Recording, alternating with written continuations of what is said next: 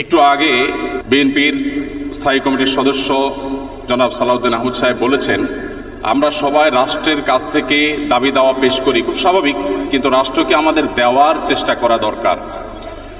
তার সাথে পরিপূর্ণভাবে সহমত পোষণ করে একটি কথা আমি বলতে চাই, সেটা হলো এদেশের 3 লক্ষ মসজিদের কমপক্ষে 6 লক্ষ ইমাম মুয়াজ্জিন রাষ্ট্রকে দেওয়ার জন্য প্রতিনিয়ত চেষ্টা করেন এবং দিয়ে যাচ্ছেন। দুর্ভাগ্যজনক বাস্তবতা, স্বাধীনতার 50 বছর পরেও ইমাম মুয়াজ্জিন এবং আলেম ওলামাদের কোনো অবদানের স্বীকৃতিটুকু রাষ্ট্র কখনো দিতে পারে নাই।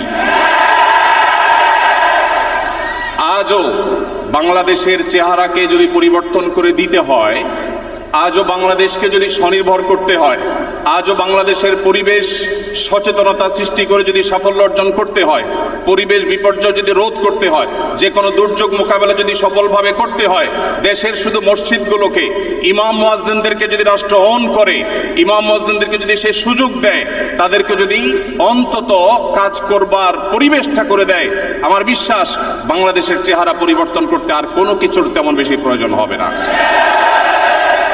3 লক্ষ মসজিদ সরকারি হিসেব মতো কমপক্ষে 3 লক্ষ মসজিদ আরো বহু আগে বলা হয়েছে, সেটা এখন 3 লক্ষের অনেক বেশি চলে গেছে স্বাভাবিকভাবে।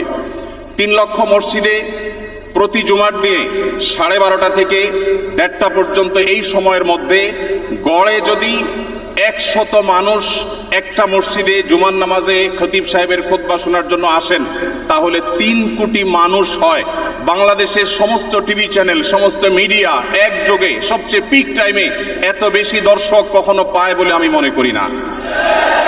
এবং সারা সপ্তাহের সবচাইতে মূল্যবান সময় বৃহস্পতিবার রাতে, শুক্রবার অফিস নেই, স্কুল কলেজ নেই, মাদ্রাসা নেই, সবাই ফ্রেশ একটা ঘুম দিয়ে, সপ্তাহের সবচাইতে ভালো গোসলটা দিয়ে, সবচেয়ে ভালো নাস্তাটা করে, সবচেয়ে সুন্দর পোশাকটা পরে, সবচেয়ে ভালো আতর পারফিউম ব্যবহার করে, সবচেয়ে মূল্যবান সময়টা খতিব সাহেবদের সামনে গিয়ে দোজানো হয়ে বসে।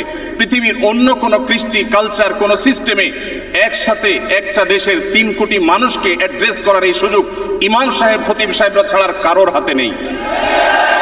ইমাম সাহেবরা যদি চান, তাদেরকে যদি রাষ্ট্র আসলে সুযোগ দেয়, তাহলে সেক্ষেত্রে তারা অনেক কিছু করতে পারেন। ইতিমধ্যে আমরা দেখেছি রোহিঙ্গা শরণার্থীরা যখন আমাদের দেশে আশ্রয় নিয়েছে, সবার আগে ঝাঁপিয়ে পড়েছেন এদেশে ওলামা একরাম।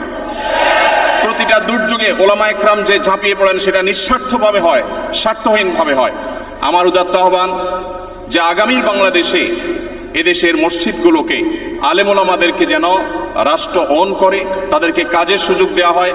কোনো বেতন ভাতার সুবিধা দেওয়া, এটা আসলে দয়া দাক্ষিণ্যের বিষয় নয়। এদেশে